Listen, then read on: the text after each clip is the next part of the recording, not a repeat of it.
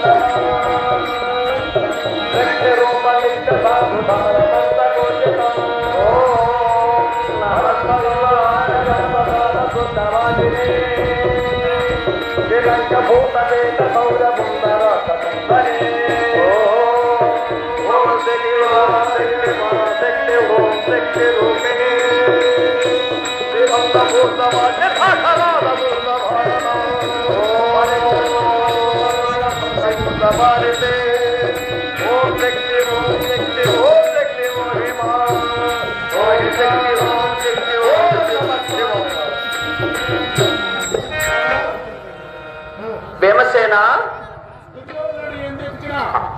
కనపడడం లేదు. మరి దుర్యోధనుడు ఎక్కడున్నాడు?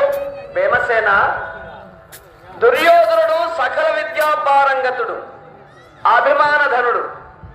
చనిపోయినటువంటి సకల సేనావాహిని పునర్జిత్తులు గావించుకోవడానికి శమంత పంచకము అనేటువంటి గంగమడుగులో దాగి జలస్తంభన అనే విద్యా మహిమ చేత సర్వ సేనావాహిని బ్రతికింపదలంచి జలస్తంభన విధి గావిస్తున్నాడు.